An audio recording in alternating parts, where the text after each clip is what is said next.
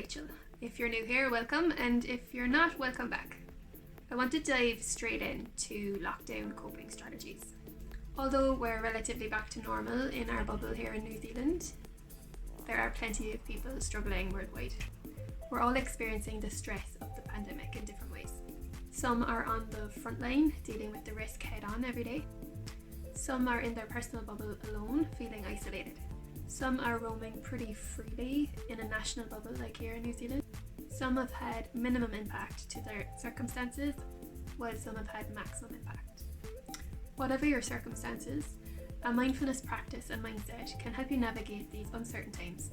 So, common challenges of lockdown at the moment are: number one, we may not have access to our normal stress relievers. Number two, we may not have awareness of how to create that within our bubble. Number three, uncertainty ignites our anxiety, and there's plenty of uncertainty at the moment.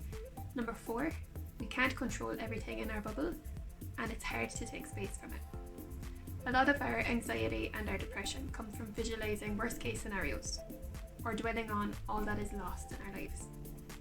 So with anxiety, we tend to focus too much on our future, and with depression, we dwell too much on our past. With a mindfulness practice, it helps us focus on the present.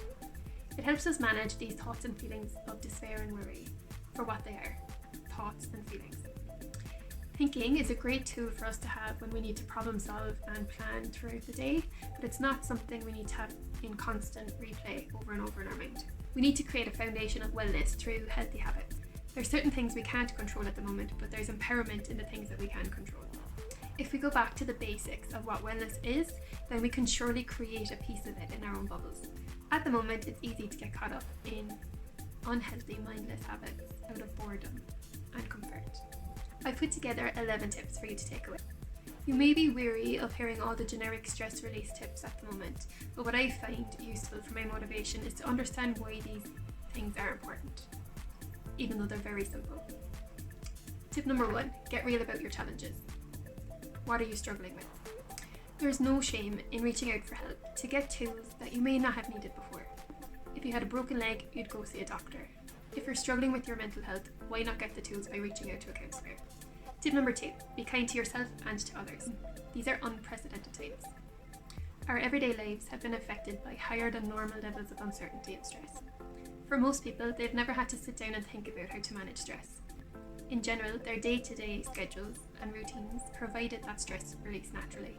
Don't underestimate how good of a job you're doing. Tip number three, don't expect too much of yourself and others right now. You're in survival mode. When our basic needs for assurance, certainty, and security aren't being met, and they're not very certain, our brains can't focus on learning and thriving. Tip number four, stay connected. Don't underestimate the power of connecting with others. Worries lose their weight when condensed and spoken aloud. Be sure to check in on those living alone. When out for a walk, don't forget to smile and say hi to those that are passing you on the street. You just never know how much people are struggling. A small friendly gesture can go a long way for someone's day. Spread support to stay connected. You can get creative with this. Here in New Zealand, we sat teddy bears on the windowsills of our house to cheer up the kids on their daily walk as they passed. Tip number five, don't compare yourself to others. Yes, these are restricting times and we're all in this together, but remember, we're all experiencing it from different perspectives. Just because one person seems to be coping better than you, it means nothing. Focus on you and what you need, regardless of everyone else. Tip number six, create rhythm and routine. Your body has natural daily cycles going on that need to be adhered to in order to maintain balance and regulation, both physically, mentally, and emotionally. This involves keeping a good sleep and wake up routine and exposing yourself to daylight. Getting up at a similar time every morning and going to bed at a similar time in the evening is a great way to maintain a healthy balance. Creating a plan and structure around meals, activities, work, exercise can keep the momentum going and create a sense of purpose and meaning throughout your day. Tip number seven, get outside. Just being outside is an instant stress reliever. Not only is getting outside good for maintaining natural cycles and rhythms and getting some vitamin D, it's also a great way to discharge excess energy and stress. Being amongst nature is a great way to top up on connection when you're feeling lonely. Seeing beyond your four walls at home is vital for maintaining healthy eye vision. It's a good reminder to take a break from our screens as well. We should be taking a 20-second break every 20 minutes to look at least 20 foot away to prevent eye strain. Also, let's not underestimate the value of filling our lungs with fresh air and taking a break from artificial heating and cooling systems. Deep breaths outside will give an instant stress reset. If you don't know what to do, just be outside. Tip number 8, keep moving. Try include some form of movement every day. You don't need to be a marathon runner or a yoga guru. Just 10 minutes of movement a few times a day can reset your body and prevent a buildup of stress and energy. When we stay still for long periods of time, stress and emotions build up as energy in our body. Without dispelling it through movement, we may be prone to building up stress, agitation, and needless fatigue. If your normal work and daily routine involves a lot of activity, you may find it quite foreign now to be housebound and have to actively think of ways of being active. Just know that a 10-minute walk around the block a few times a day has a massive impact on your health and well-being. If you'd like to mix it up with some workouts, there's plenty of free lessons online on YouTube. My personal 2 mindset shifts when it comes to movement are: a little bit of something is better than nothing, and I don't move because I'm in the mood, I move to improve my mood. Tip number 9, nourish your body. It's easy to pick up poor drinking and eating habits when we're bored and stressed out, but it's important to maintain a healthy immune system and mindset.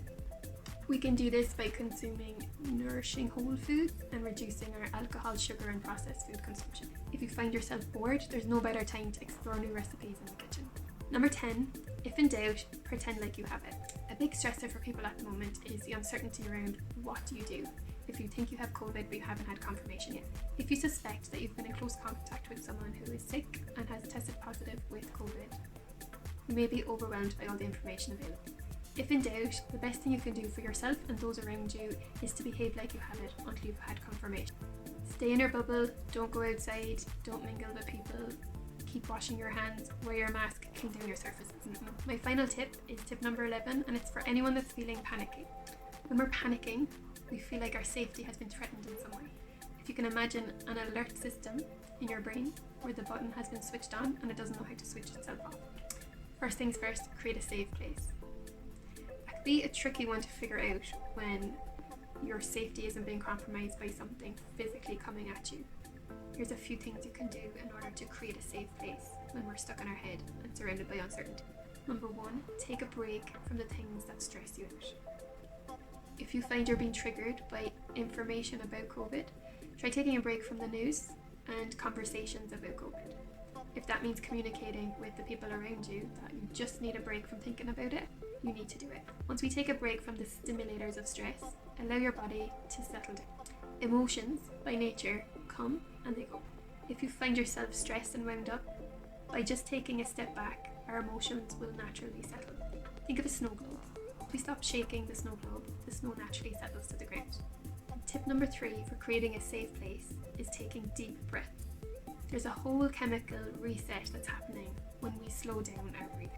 When we panic, our breaths get shorter and we flood our system with oxygen that helps us to prepare to fight back or flee. By slowing down our breathing, we're expelling excess oxygen out of our system and we're reversing the panic process.